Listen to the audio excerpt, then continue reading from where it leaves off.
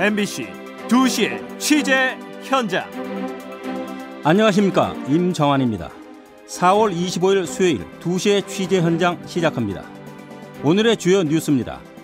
한국과 미국은 남북 정상회담과 북미 정상회담 사이인 다음 달 워싱턴에서 한미 정상회담을 가질 것으로 보입니다. 남북 정상회담을 이틀 앞둔 오늘 남북이 판문점에서 합동으로 예행연습을 진행하는 등 막바지 점검을 하고 있습니다. 미국 트럼프 대통령은 북한의 비핵화는 핵무기를 완전히 없애는 것이라면서 북한 김정은 위원장에 대해 매우 훌륭하다고 평가했습니다. 드루킹 김모 씨 등이 지난 대선 당시에도 댓글을 조작했는지 여부를 경찰이 수사하고 있습니다. 댓글 조작 논란과 관련해 네이버가 댓글 추천 한도를 설정하는 등 방지 대책을 내놨습니다. 잠시 후 돌아오겠습니다. 남북 정상회담을 이틀 앞두고 정의용 청와대 국가안보실장이 워싱턴을 방문해 존 볼턴 백악관 국가안보보좌관과 만났습니다. 남북은 오늘 판문점에서 합동으로 정상회담 예행연습을 진행하고 있습니다. 남북 정상회담, 한미 정상회담 관련 소식 청와대 연결해 알아보겠습니다. 임명현 기자. 네. 정의용 실장이 또 미국을 방문해 존 볼턴 백악관 국가안보보좌관을 만났군요. 남북미의 의견 조율이 발빠르게 진행되고 있군요. 그렇습니다. 정의용 실장은 어제 워싱턴으로 출국해 우리 시간으로 오늘 새벽 볼턴 보좌관과 1시간 동안 만났는데요. 두 사람은 남북 정상회담 준비 상황을 공유하고 한반도 비핵화 달성을 위해 긴밀히 의견을 조율했습니다. 또 남북 정상회담 이후에도 북미 정상회담의 성공을 위해 긴밀히 협의하기로 했다고 윤영찬 청와대 국민소통수석이 밝혔습니다. 중요한 합의는 문재인 대통령이 남북 정상회담 직후 트럼프 대통령과 전화통화를 갖기로 한 점, 또 다음 달 중순쯤 미국을 방문해 한미 정상회담을 가질 거라는 점입니다. 청와대는 이번 정 실장의 방문에는 북미 정상회담이 반드시 성공해야 한다는 문 대통령의 뜻이 반영돼 있다고 설명했습니다. 또한 지난 주말 북한이 발표한 핵 동결 선언 등 정세 변화도 영향을 끼친 것으로 보입니다. 네, 한미 간 공조가 긴밀한 것 같군요. 남과 북은 오늘 판문점에서 정상회담 합동 리허설을 현재 진행하고 있죠? 네, 오전 10시부터 남북이 판문점에서 비공개로 합동 리허설을 갖고 있습니다. 북한은 김창선 국무위원회 부장을 단장으로 하는 선발대를 오늘 내려보냈는데요. 우리 측 정상회담 준비위원회가 북측 선발대와 함께 리허설을 진행 중입니다. 우리 쪽 책임자는 아직 알려지지 않았는데요.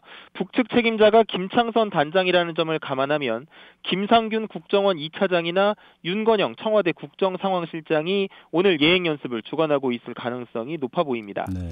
양측은 정상회담 당일 두 정상의 첫 만남과 환영 행사, 단독, 확대 회담 등 주요 일정을 실제 시간과 순서에 맞춰서 진행해보고 있습니다. 네. 내일은 정상회담 하루를 앞두고 우리 측의 최종 리허설이 예정돼 있죠? 그렇습니다. 정상회담 하루 전날인 내일은 공식 수행원 6명 전원이 참가한 가운데 최종 리허설이 진행될 예정입니다. 북측과 합동으로 진행되는 건 아니고요. 북측이 참여하는 리허설은 오늘 한 번뿐입니다.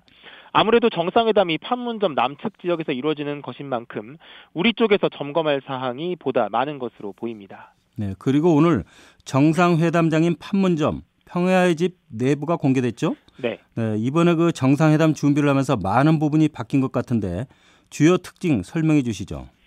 네, 청와대는 환영과 배려, 그리고 평화와 소망이라는 4가지 큰 주제를 반영해 회담장을 정비했다고 설명했습니다.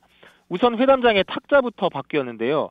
타원 모양으로 바뀌었고 두 정상 사이의 거리는 2018년인 올해를 상징하는 2018mm로 설정됐습니다. 네.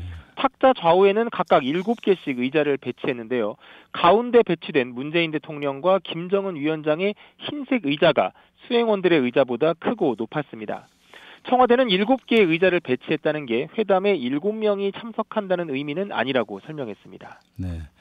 회담 의미와 분위기를 위해서인지 미술품도 새롭게 장만했다면서요? 네, 우선 회담장의 배경 원래는 한라산 그림이 걸려 있었습니다. 그런데 이번에 이제 금강산 그림으로 바뀌었고요. 신장식 작가가 그린 상팔담에서 본 금강산이라는 제목의 작품입니다. 남북 화해협력의 상징인 금강산을 회담장 안으로 들여 이번 회담의 성공을 소망하는 의미를 담았다고 합니다. 기념 촬영과 방명록 작성 등을 갖게 될 1층 로비에는 민경빈 작가의 북한산을 새로 걸었습니다. 역사상 처음으로 북한 최고 지도자를 서울의 명산에 초대한다, 이런 의미를 담았다는 건데요. 또 서울에 있는 산이지만 이름은 북한산이라는 중의적 의미도 고려했다고 청와대는 밝혔습니다. 3층 연회장에는 두무진에서 장산곳을 바라보며라는 작품이 설치됐는데요. 두무진은 아시다시피 백령도에 있죠. 서해 평화를 소망하는 의도를 담았다고 합니다. 지금까지 청와대에서 전해드렸습니다. 네, 임명현 기자였습니다. 미국 트럼프 대통령은 자신이 원하는 북한의 비핵화는 핵무기를 완전히 없애는 것이라고 밝혔습니다. 워싱턴에서 박민주 기자가 보도합니다. 트럼프 대통령은 마크롱 프랑스 대통령과의 정상회담 자리에서 쉬운 협상을 하고 승리를 선언하지는 않을 것이라며 자신이 목표하는 북한의 비핵화는 핵무기의 완전한 제거라고 말했습니다. 트럼프 대통령은 또 북미 정상회담과 관련해 북한 측으로부터 가능한 빨리 만나고 싶다는 직접적인 연락을 받았다고 밝혔습니다. 아주 좋은 논의가 진행되고 있다고 거듭 강조하는 동시에 협상이 합리적으로 진행되지 않으면 협상장을 나와버릴 것이라며 기존 발언에서처럼 기대감과 압박성 메시지를 동시에 전했습니다. 트럼프 대통령은 김정은 위원장에 대해 열려있고 훌륭하다는 평가를 내놓기도 했습니다.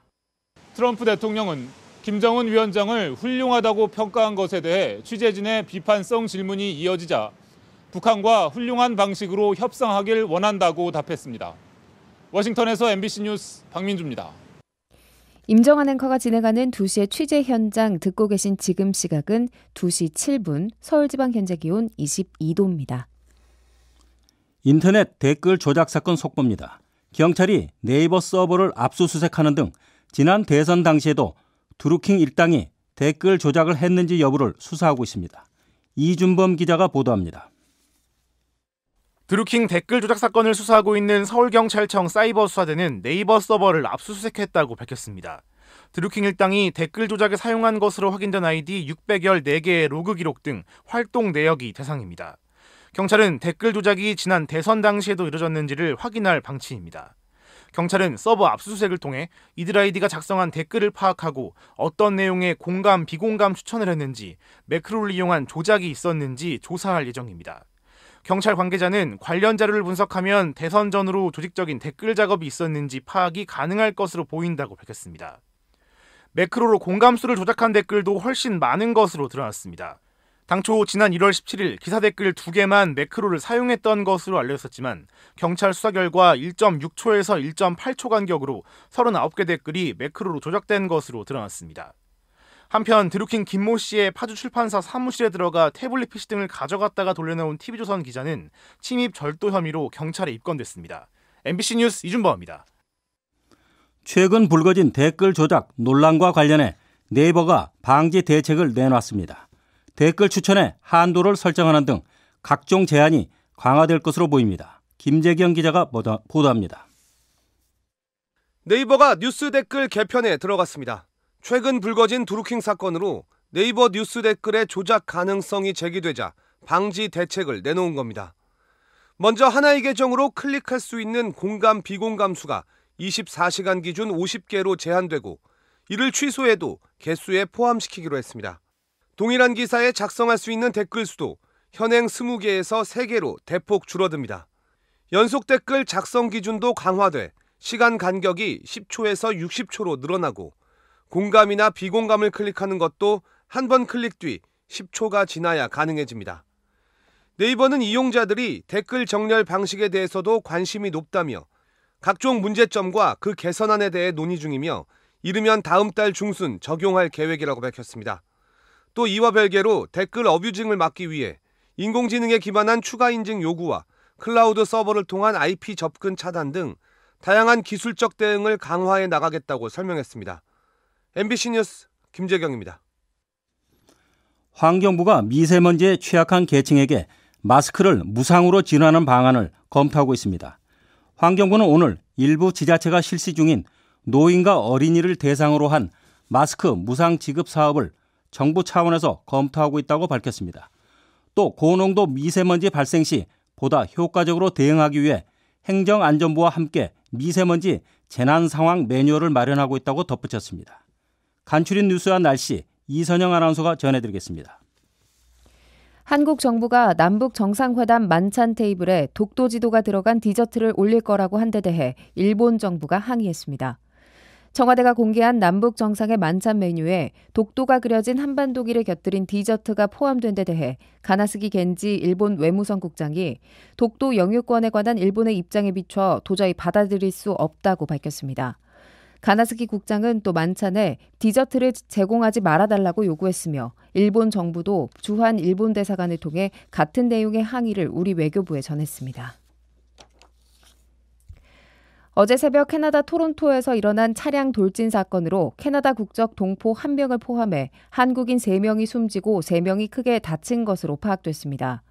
외교부는 현지 경찰 당국으로부터 우리 국민 중상자가 2명 더 있다는 사실을 통보받았다고 밝혔습니다.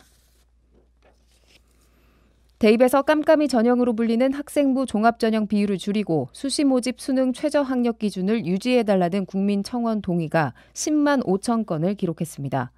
고교 3학년이라고 밝힌 청원자는 학종은 주관적인 정성평가 비중이 크다며 12년의 노력이 객관적인 지표 없이 평가된다는 것은 학생들의 노력을 짓밟는 일이라고 청원 이유를 밝혔습니다. 아파트 재건축 비리 의혹과 관련해 경찰이 현대건설 본사를 압수수색하고 있습니다. 서울경찰청 지능범죄수사대는 오늘 오전 9시부터 종로구 현대건설 본사에 수사관과 디지털 증거분석관 37명을 보내 건축사업본부와 재경본부 사무실 등에서 관련 자료를 확보하고 있다고 밝혔습니다. 현대건설은 지난해 서초구의 한 아파트 단지 재건축 사업 시공사로 선정되기 위해 조합원들에게 금품을 건넨 의혹을 받고 있습니다. 대기업과 중소기업의 정규직 간 임금 격차가 5년 전보다 확대된 것으로 나타났습니다. 고용노동부는 지난해 6월 기준 300인 이상 사업장의 정규직과 300인 미만 사업장 정규직 간의 시간당 임금 총액 차이가 지난 2012년 6월보다 2.1%포인트 늘었다고 밝혔습니다. 날씨입니다. 오늘은 전국이 대체로 맑겠고 다시 포근해지겠습니다. 낮 최고 기온이 서울 22도 등 전국이 17도에서 24도로 어제보다 4도에서 9도가량 높겠습니다. 미세먼지 농도도 온종일 좋음 또는 보통 수준을 보이겠습니다. 서울 지방 현재 기온 22도입니다. 오늘은 많은 사람들이 잘 지키지 않고 있는 법의 날입니다. 오늘 2시의 취재 현장 마칩니다. 감사합니다.